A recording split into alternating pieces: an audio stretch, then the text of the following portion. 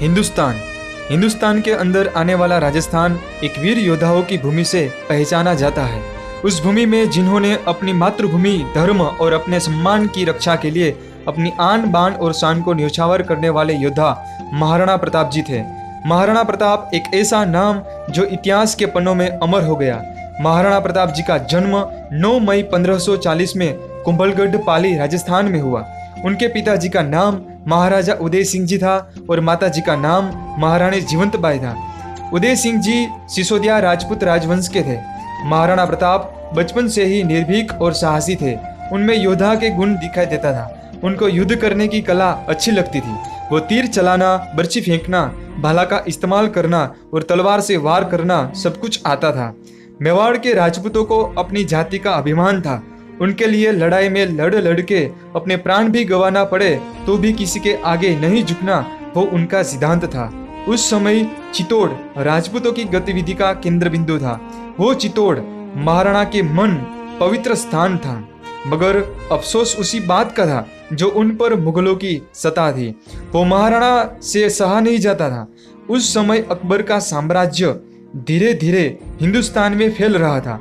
तब अपनी शान के लिए लड़ने वाले योद्धा प्रताप और अकबर से कई बार युद्ध हुआ और कहा जाता है कि दोनों के बीच ये लड़ाई 30 सालों तक चली थी, मगर अकबर राणा का कुछ बिगाड़ न सका। उस युद्धों में एक युद्ध था हल्दी घाटी का युद्ध। 18 जून 1576 को अकबर की सेना के साथ हल्दी घाटी का युद्ध हुआ। कहा जाता है कि महाराणा प्रताप जी का कद 7.5 फीट का था। उनका वजन 110 किलो का था। उसके कवच, भाला और तलवार के साथ 208 किलो से अतिरिक्त भार लेकर चेतक रणभूमि में हवा से बातें कर रहा था। राजा मान सिंह ने अकबर की ओर से हल्दी घाटी के मैदान में महाराणा को ललकारा था। हल्दी घाटी के मैदान में महाराणा प्रताप के पास सिर्फ 20,000 सैनिक थे और अकबर के 85,000 सैनिक थे, मगर महाराणा प्रताप ने फिर भी हार नहीं मानी। इस युद्ध में प्रताप ने अभूतपूर्व वीरता और साहस से मुगल सेना के दांत खट्टे कर दिए थे। उदयपुर में आया हुआ एक लिंगी महादेव के महाराणा भक्त थे, इसलिए युद्ध से पहले वो हर हर महादेव के नारे लगा के युद्ध की शुरुआत करते थे। चेतक पर सवार होके हाथ में भाला और तलवार लेके बिजली की तरह दुश्मन के ऊपर टूट पड़ते थे और उनके धड़ से सिर अलग कर देते थे। उस युद्ध में महाराणा प्रताप ने सुल्तान खान पर इतना करारा वार किया कि उसके साथ घोड़े को भी चीर डाला।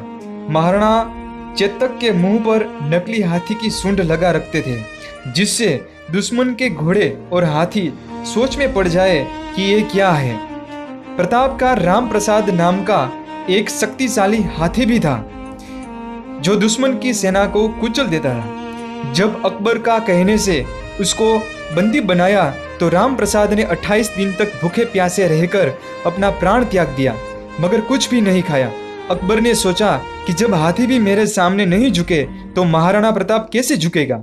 हल्दी घाटी के युद्ध में जब राणा घायल हुए तब विकट परिस्थिति में झाला सरदारों के एक वीर पुरुष ने राणा के मुकुट और छत्र अपने सिर पर धारण कर लिया था। मुगलों ने उसे ही प्रताप समझकर उसके पीछे दौड़ पड़े।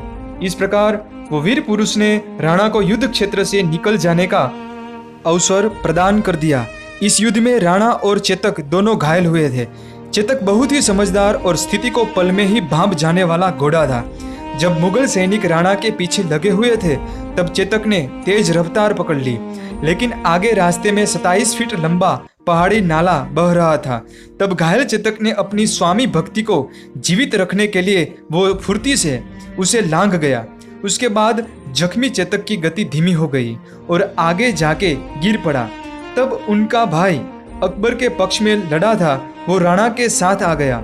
जीवन में पहली बार दोनों भाई प्रेम के साथ गले मिले थे। उसके बाद प्रताप चेतक की काठी को खोलकर अपने भाई द्वारा प्रस्तुत घोड़े पर रख रहा था। तब चेतक ने अपने प्राण त्याग दिए थे और उस समय राणा चेतक को अपने बाहों में लेके फुट फुट कर रो पड़े थे। इसके बाद कई सालों तक राणा जंगलों में रहने लगे थे। घास की रोटियां, कच्चा खाना, गुफाएं, उनका आवास और पत्थरों पर सैया अपने परिवार के साथ इस प्रकार राणा ने अपना जीवन व्यतीत किया, मगर अकबर की अधीनता स्वीकार नहीं की। महाराणा को अकबर ने कई प्रलोभन दिए, मगर प्रताप अपने निश्चय पर अडिग रहे थे। धर्म के लिए, देश के लिए, अपने सम्मान के लिए राणा की यह तपस्या राजपूत योद्धा होने की आन और शान को साझा करती है। जंगल और पहाड़ियों में रहकर ही महाराणा प्रताप ने भीलों की शक्ति को पहचान कर छापामार और गोरिल्ला युद्ध पद्धति से अनेक बार मुगल सेना को कठिनाइयों में डाला था। जब राणा को मुसीबतें आई तो मेवाड़ के गौरववीर भामाशाह ने महाराणा के चरणों में अपनी समस्त धन संपत्ति रख दी थी। उनकी मदद से राणा ने अपने सैन्य बल का पुनर्गठन किया। तब उनकी सेना में नव जीवन का संचार हुआ। धीरे धीरे करके महाराणा ने चित्तौड़ को छोड़कर अपने समस्त किलों का शत्रु से पुनः उद्धार कर लिया था। उदयपुर को अपनी राजधानी बनाया। अपनी सूझबूझ और आत्मशक्ति से महाराणा ने चित्तौड़गढ़ एवं मांडलगढ़ के अलावा संपूर्ण मेवाड़ पर अपना पुनः राज्य स्थापित कर लिया था। जब उनकी मृत्यु हुई तब अकबर की आंखों में भी आंसू आ गए थे।